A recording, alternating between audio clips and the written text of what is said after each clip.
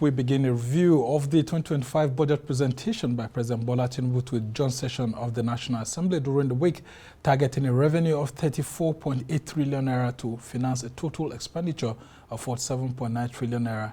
The proposed 2025 budget is roughly 15 trillion naira higher than that of 2024 and is Nigeria's largest budget ever, well, in naira terms. President Tinubu tags it a budget of restoration, securing peace and building prosperity, explaining that the philosophy behind the budget is to be bold and ambitious. Nigeria plans to spend big on defense and security. That's about 4.9 trillion naira, while infrastructure, especially energy, transport and public works, will rake in 4.06 trillion naira. Well, it's an investment that President Tinubu hopes will create jobs and lower the inflation figure drastically from 34% to 15%. Very ambitious.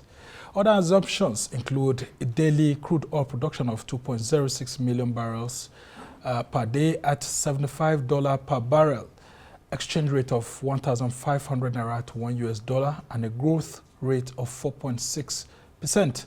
The proposed budget is still, however, high on a deficit of 13 trillion naira and debt servicing of 15.8 trillion naira. Well, that's about a quarter of the entire budget.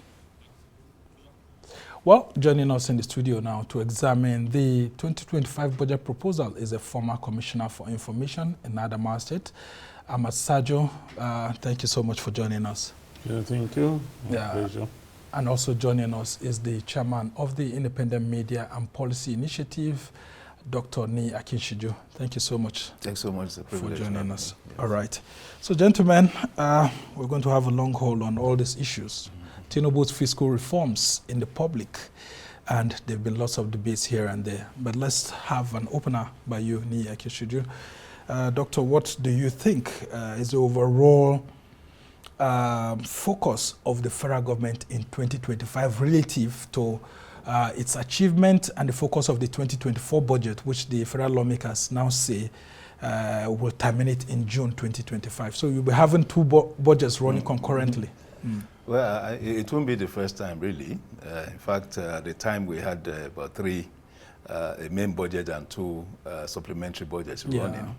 I think it's typically an approach to see how we can the government can effectively provide infrastructure, because when budgets are extended like that, it's usually the components of the capital expenditure that are extended, so that it may deliver on its initial mandate. So I think so far so good. The philosophy and the spirit underlining the approach is commendable, because what Nigeria had deficit in huge ways on the ledger is infrastructure.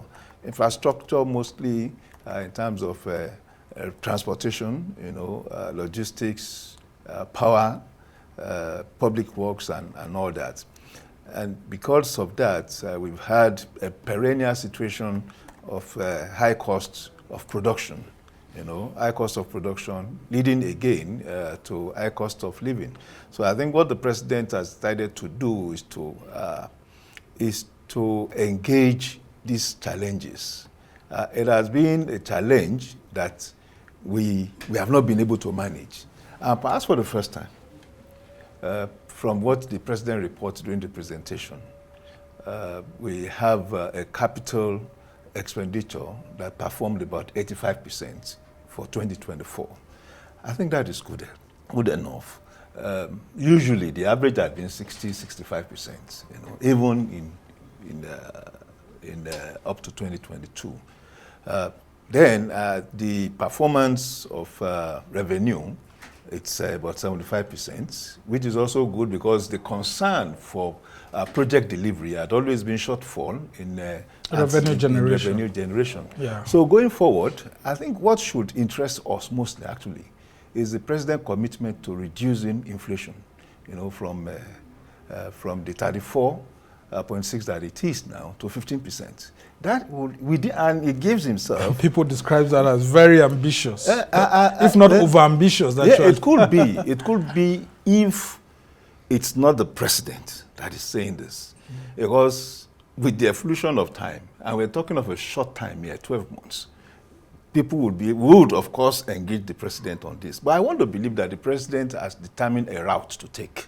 Right. And I think part of that route are embedded in the budget, and of course some other auxiliary laws, especially the upcoming tax laws. So it's possible. It's possible. All right. Well, Sajoh, what's the need for Nigerians? That's what people are asking, because I mean, for the first time in history, in terms of naira terms, we've shot so high, close to 50 trillion naira. But in terms of dollar terms, I mean, it looks like we are still oscillating within the same axis between 28 and 30 billion dollars. So Nigerians are asking, what's the need for us? We've seen what's in need for the State House, for the lawmakers and all of that. What exactly should Nigerians be expecting from this? I think you've laid a background for what Nigerians should expect. The priority areas are basically four. Security, which had a very reasonable chunk of it, then infrastructure. And don't forget, this infrastructure includes, of course, the roads that we ply and the power, electricity to power the economy, and other areas such as housing, to bridge the housing deficit, and of course to reflect the economy in such a way that we would begin to go to productive engagements, which is the basis of increasing disposable incomes in the hands of people, creating jobs. And then the next two are healthcare and education, and that is very key.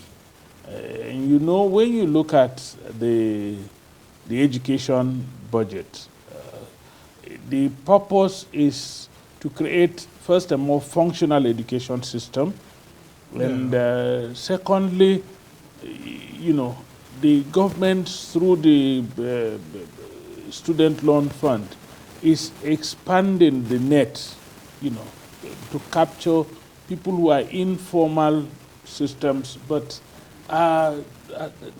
just need to step up their skill sets so that they can fit into the overall economy. And I think when we do that, we would have succeeded. But what is basically in it for Nigerians is that if the budget allocation for security is properly applied, we would have a safer country. And if we have a safer country, we would be able to engage in more productive activities.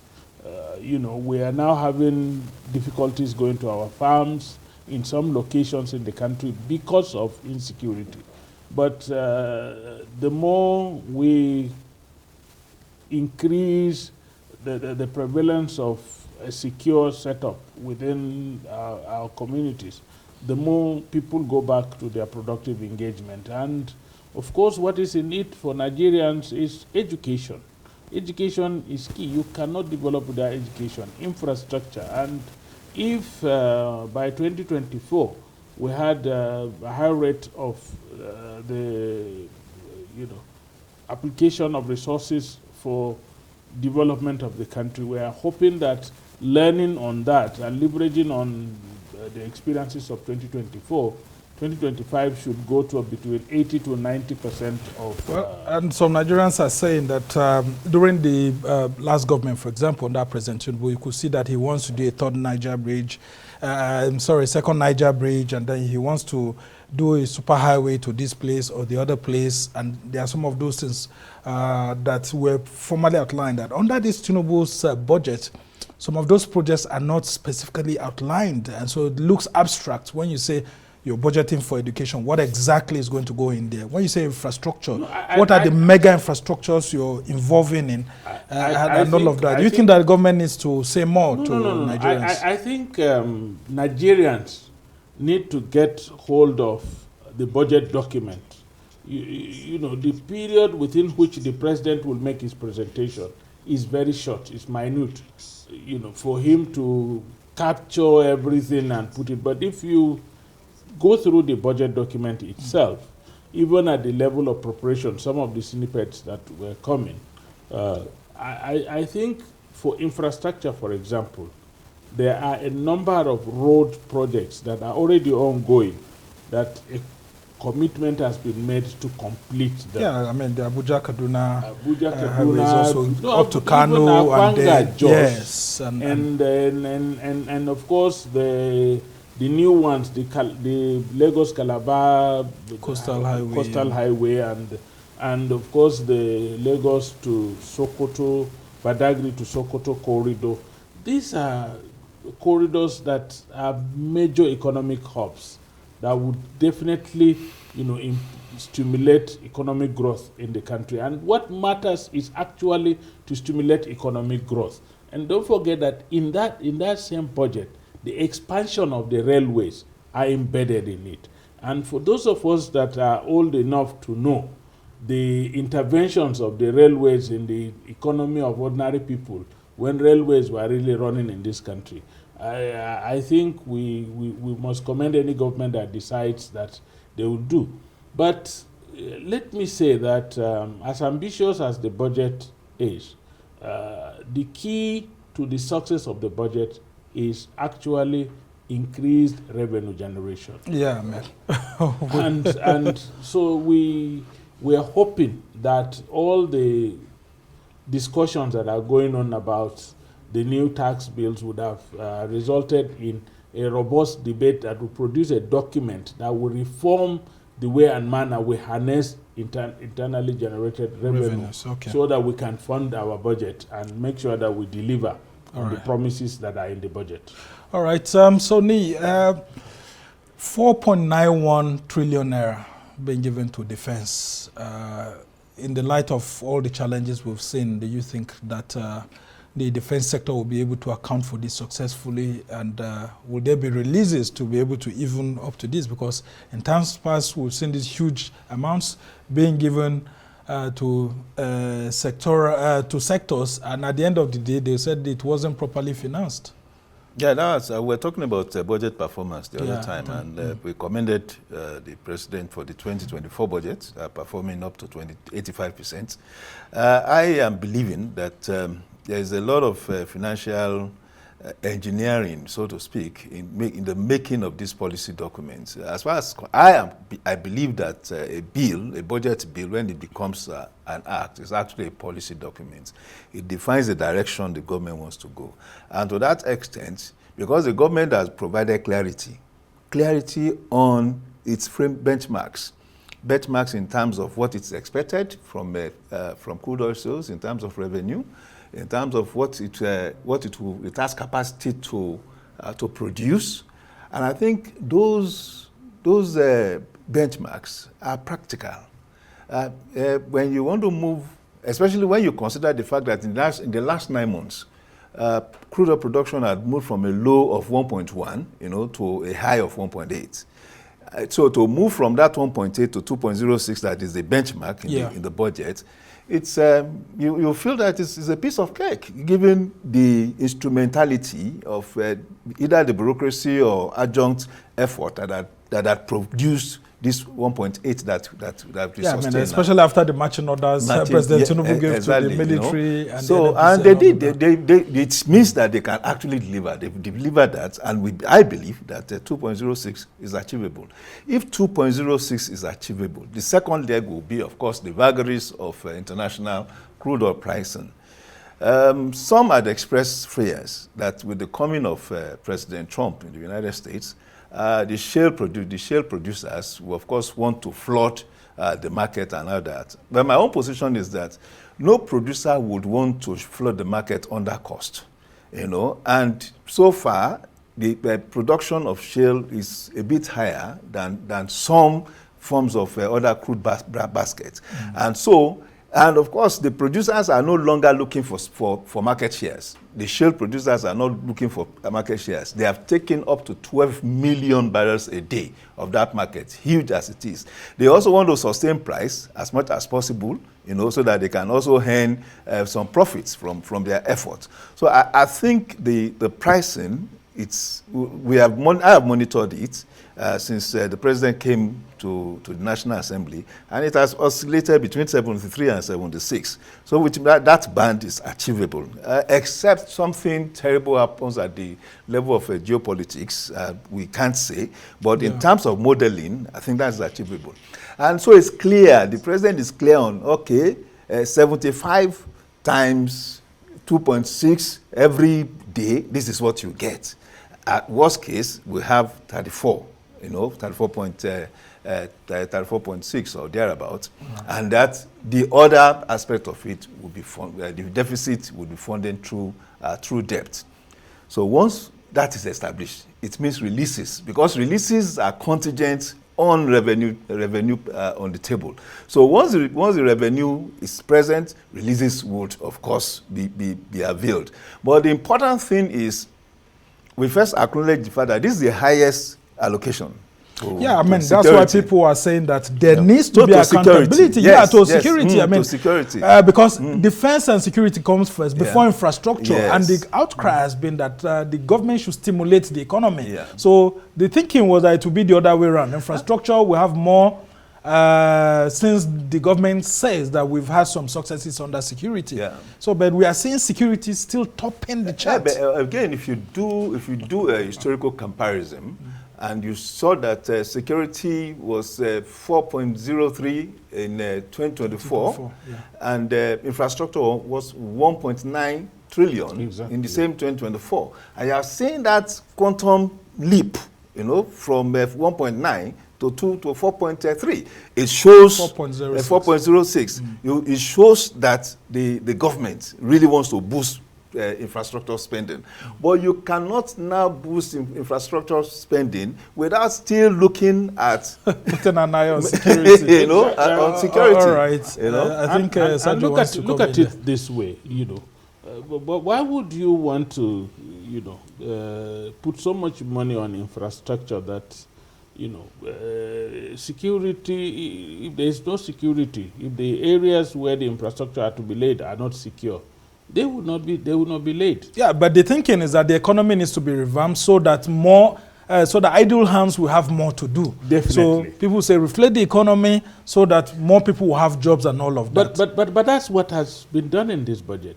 Like he said, from 1.something trillion to 4.06 trillion. That is a quantum leap, in the infrastructure budget. But the security budget of 4.91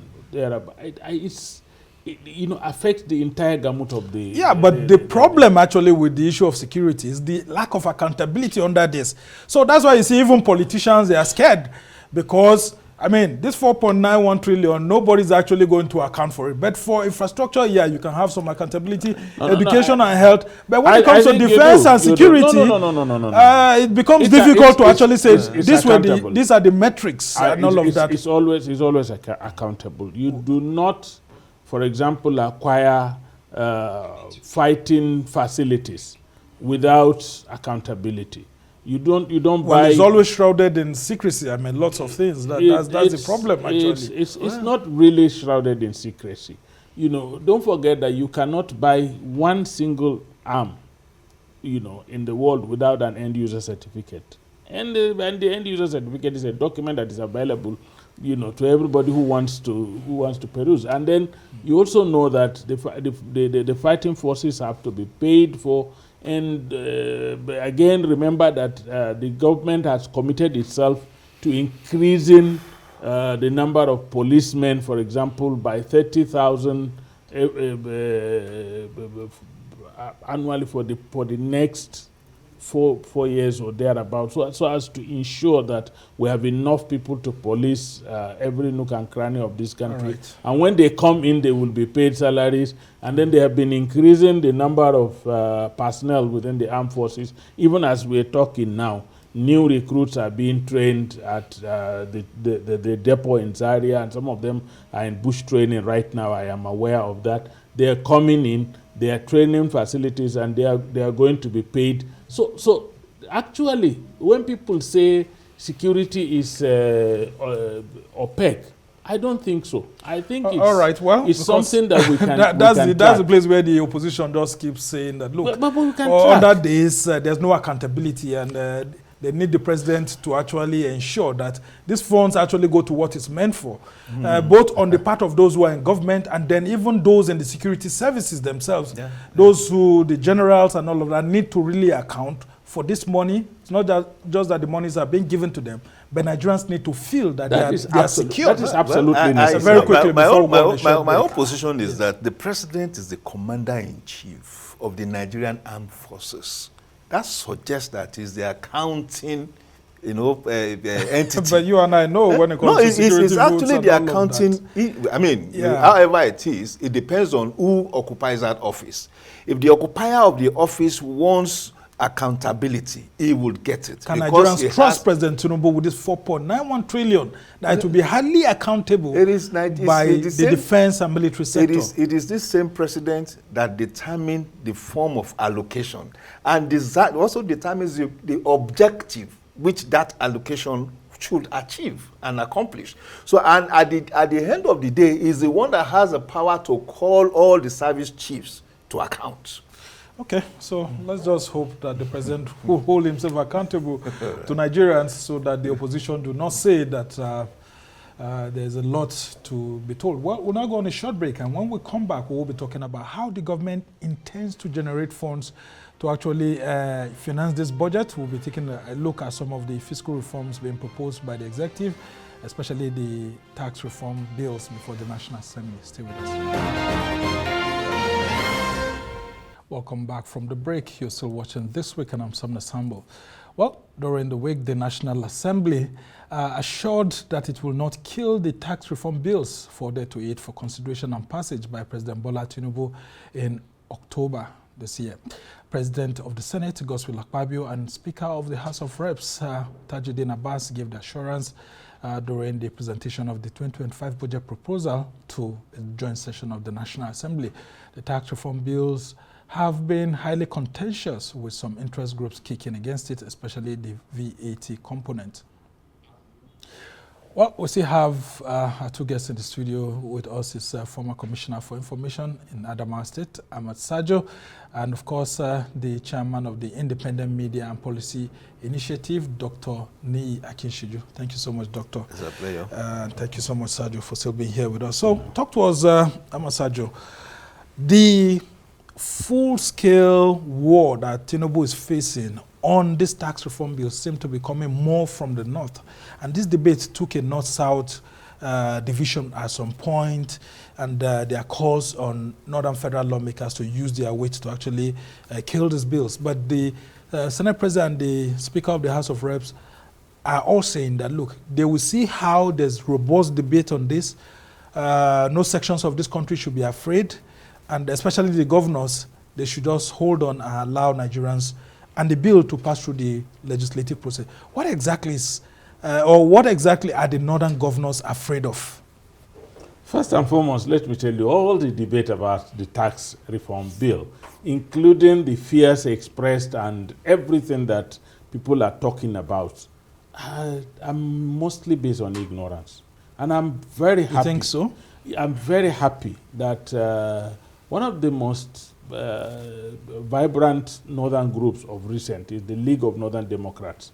They set up a committee, gave the committee the bills and said, go and study it and give us a report. And if you listen to their report, I'm sure you covered their very report. Well, we did. Most of the issues that have hitherto been raised were not raised by their team. The team looked at them very critically, and they have suggestions for areas that should be tinkered with, but which is normal. But all the fears that had been raised, in the public space were not there. So the main thing I have observed is that for the northern governors, there are two issues that I know bother them very much. One, they've been very vociferous in speaking about it. One, they are silent about it, but it's a major area of contention by most of them. The one they are talking about essentially is the VAT. VAT is essentially a consumption tax VAT is essentially about adding value to products so that they can attract more consumption patterns that you can gather money from. Now VAT, what they're saying is that derivation now moves from 20% to 60%. And they are claiming that derivation means that points of consumption don't matter, but point of the headquarters of different organizations and companies but and all of that. In the bill, consumption did not refer to the headquarters. It refers to point of consumption. And then some people now came out to say, how do you determine point of consumption? And I find that more disturbing. You have a handset. I have a handset. The device we use in calling. Even you can determine the number of calls you have made in a day, and you can determine the cost of those calls on your handset at your own point where you consume, where you yourself, not to talk of the organization itself with all the infrastructure it has, to determine where calls are coming from, how much those calls are. So who is telling you that these things can only be determined at one point when it is even possible for you to determine where you are on your own handset? Now look at the banks, for example. They will tell you that all the banks have headquarters in Lagos. I agree. But every branch of a bank prepares its own budget at the end of every year. Every branch, bank forwards it to the headquarters. Exactly. But every branch knows how much they earn from all of the profit points. So what is so difficult in determining how much a branch earns in a location to be used as derivation? And look at oil companies, for example. Are you telling me that the pump that you use in putting fuel in your vehicle has some tiny numbers somewhere located within that same pump? So you will know how much fuel was sold by each pump. And so you will know how much fuel was sold by each filling station. And you will know how much fuel was sold by a group of filling stations within a location. So what are you saying? All the indices and the major contentious issues like food supply, medicine, drugs, and the rest have been exempted. All right. Now that's the one. Okay, the second contention, quickly, is that, tax, when they exempt small income earners from tax, companies small, and when they harmonize taxes, repeal about 11 tax laws, and then modify about 13 or thereabout, and then unify the tax system, knock off multiple taxation, state governments will begin to believe that they are going to take this thing out of us. And then, well, they are afraid actually whether they will have more money or not. That is the major fear. There will be more money from the tax reform. And then, of course, when they unify the tax system and introduce transparency in tax collection across the country, every state governor that was using his Board of Internal Revenue as a back pocket will now have to be very transparent about how much that Board of Internal Revenue gets at the end of the year. And so it will increase accountability. Perhaps people are running away from being accountable. All right. Well, the Tinubu administration is actually under pressure, Dr. Akinsiju, to get more monies because they have very ambitious projects. The budget itself is very ambitious. And these tax reforms are very critical to some of the areas where the monies will be coming from. Talk to us how confident President Tinubu is that these tax bills will go through the National Assembly and come out nearly the way he thought they would be, or if these debates will not actually kill off some of the bills. I think the tax bills will go in and come out looking nearly as as it was submitted. Despite this huge debate. The huge debate is just on one section. I think 77 or something. It's just on the VAT thing. All the other, nobody is talking about all the other provisions. And of course, if anybody dared talk about the provisions, especially those that are exempted, low cadre workers, especially, I am very sure there will be a rebellion, and it becomes the people against the elites, because these tax bills, and I've read the 4 of them.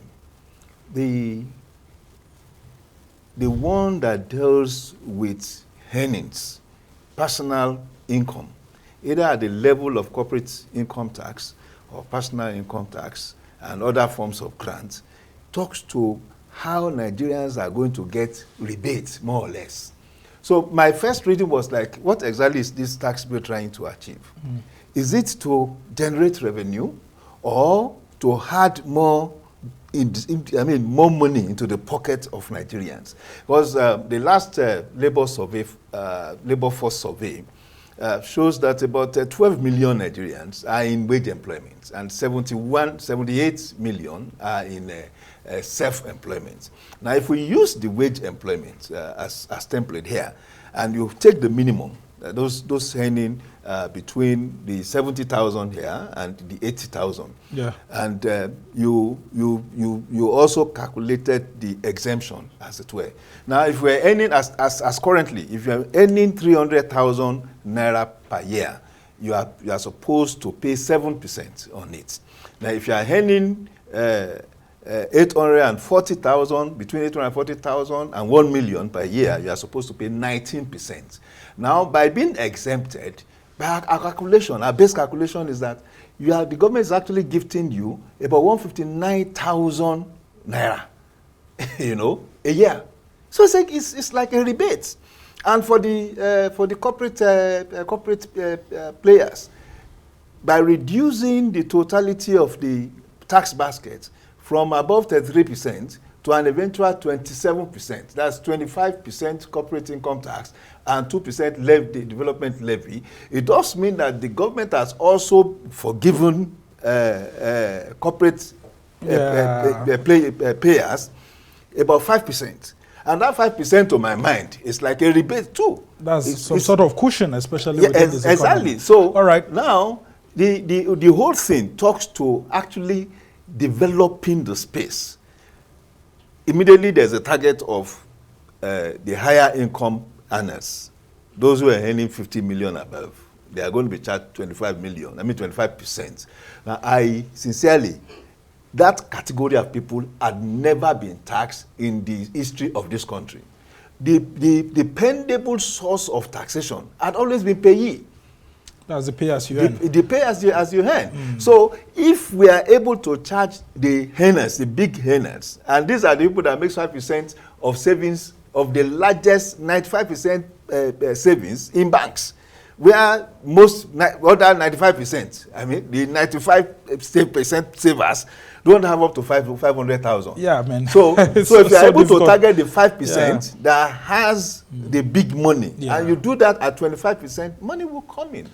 All right, so one of the debates actually is on these issues of the TED fund, NITDA and all of that. And the fears that they have is that Naseni, NITDA, TED fund will actually undergo a sunset period where they will be fizzled out. And the NEL fund, for example, will earn some monies and all of that. So how can Tinubu ensure that they work to build confidence with the lawmakers so that some of these issues are tackled and these bills come out on time to support his budget proposal? Because people are already saying that he may actually use this as an excuse for non-performance of the 2024 budget if the bills do not come out of the National Assembly nearly the way he expected them.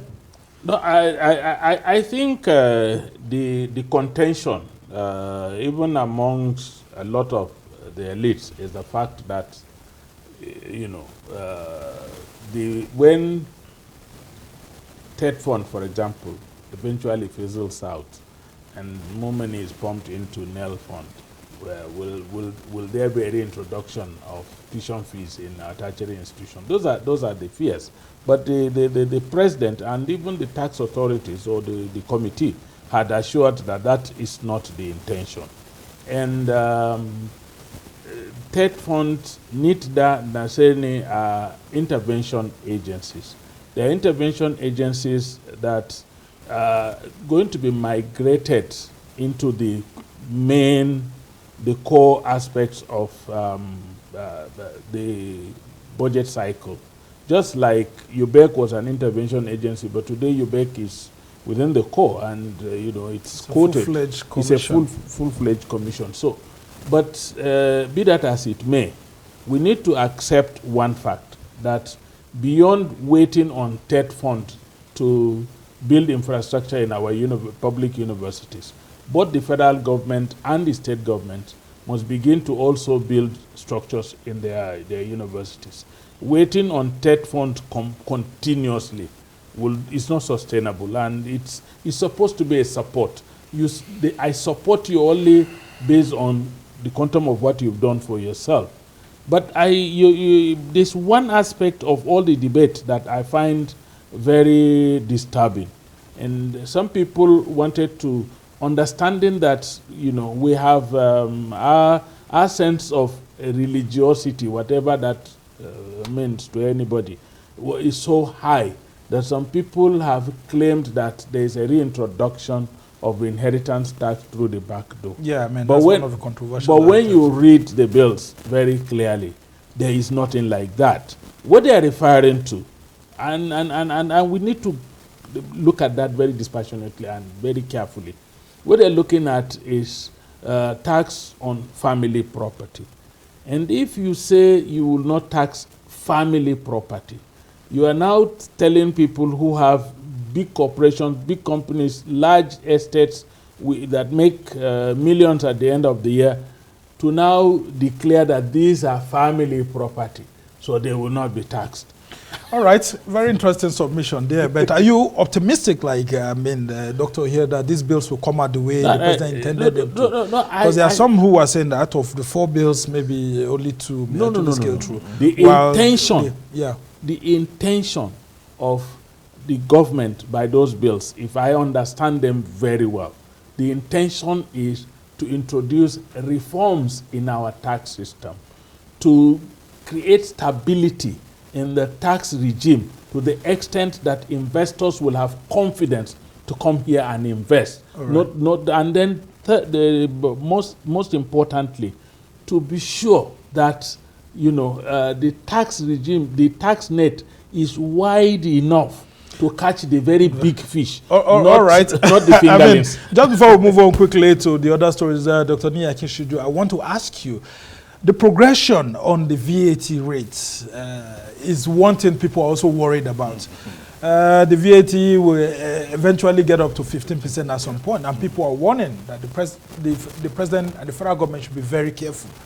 Why don't widen it instead of that progressive increase in VAT? Well, the other option is to also do a counter-analysis. Look at the exemptions, Look at the exemptions, not only in personal income tax, not only in corporate income tax, even in the capital gains tax, which is huge.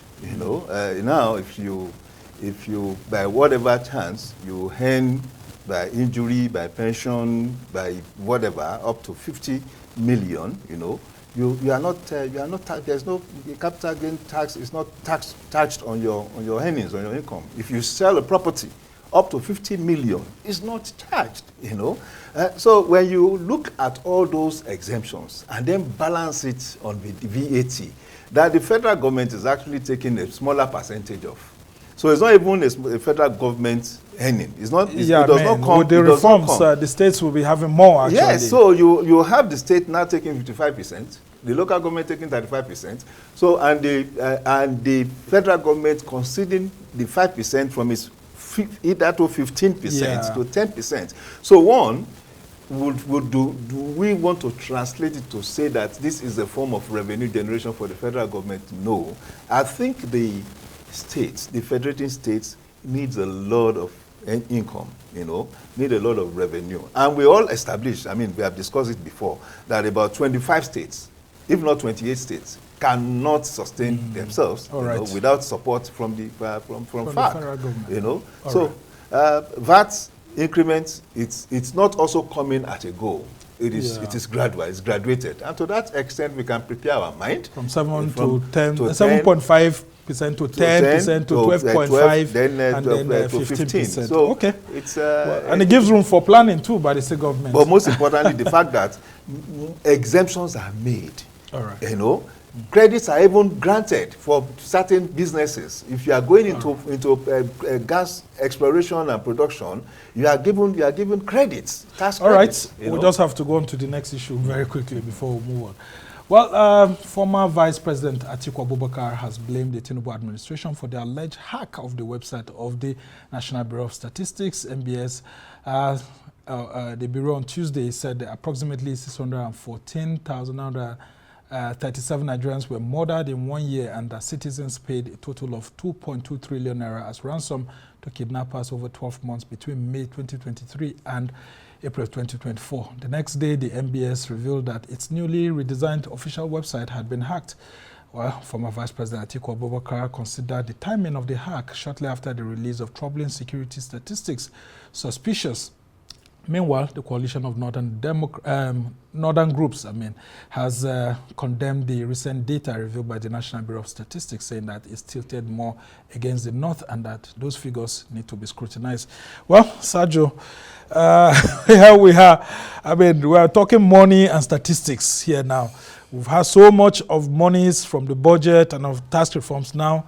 The statistics that Nigerians paid over 2.something trillion naira in ransom, and then of course several Nigerians got killed and all of that, and it looks like the issue is being politicized now, and the thinking by this coalition of northern group is that those statistics are more against the north and it may make the north not to be a favorable investment destination.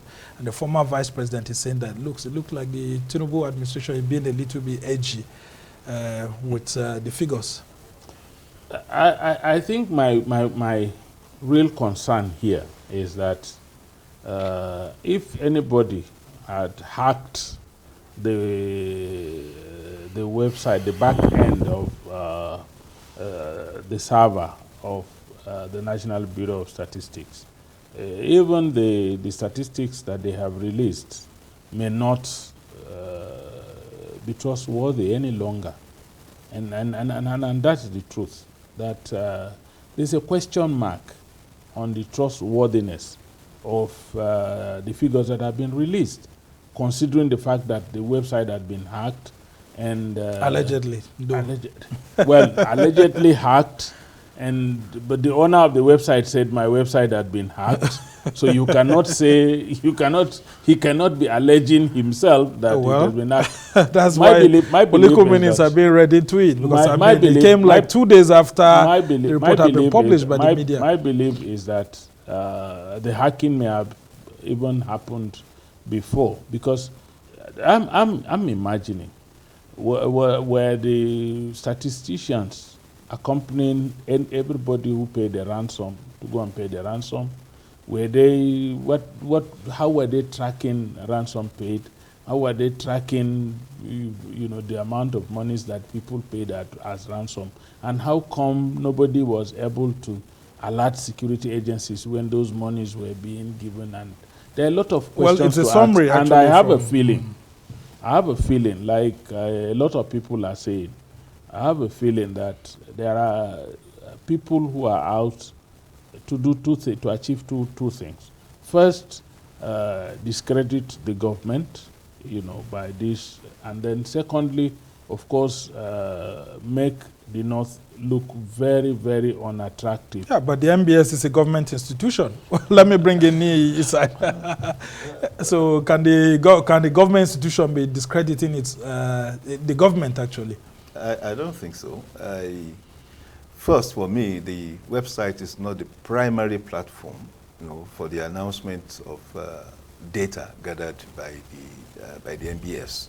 So if it was hacked, it does mean that, well, a channel of communication had issues.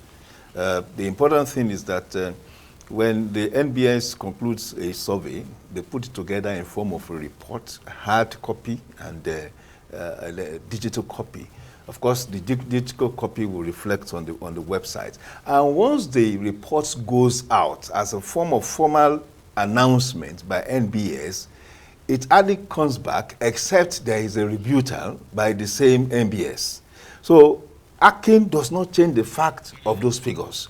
We can start rationalizing the methodology, adopted, the sampling size and all that. But the truth of the matter is, if NBS, I always want to give government independent agencies, especially like NBS, the benefit of the doubt. One, it's an institutional body that had longevity, and over a long period of time, we have not had cause, to question the data they have. Yeah, I mean, it looked independent at some point. So it is. So when you have this, and we don't, because of a particular data set, question, the truthfulness or the capacity of the body. So to a large extent, until there is a reversal on that position, I want to believe that is it. Well, former Vice President Atiku Abubakar very quickly actually thinks that President Tinubu's government is fiddling with the figures or is edgy about this, and they are trying to actually it's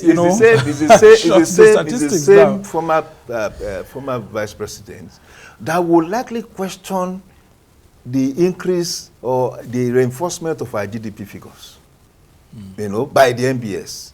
If the inflation rate falls today, because it's the opposition, that's the role of the opposition, is to create doubts in the minds of the people, But the important thing is to say that when you have an institution gathering data, it is a lifelong professional commitment. You do not filtrate or manipulate data, either as an individual or as an institution, because the basis of the data is truthfulness and faithfulness. Yeah. So once there is doubt over one, it spreads. It has a contagious effect over all. So I don't think the NBS, would want to play with that. Yeah, but you didn't talk about the overall monies allegedly being paid as what's called ransom. Very quickly before we go, could that have been true? That's what people are saying. Sampling is almost like 1/4 of our budget was actually used by citizens to pay ransom. When I saw it, yes, I was troubled.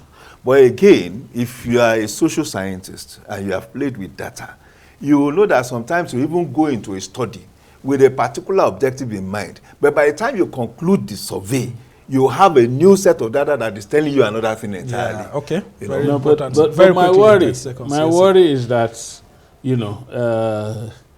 there is much more, in truth, much more poverty in northern Nigeria than it is else. What happens? Where will all of this money have been gathered to have been given as ransom?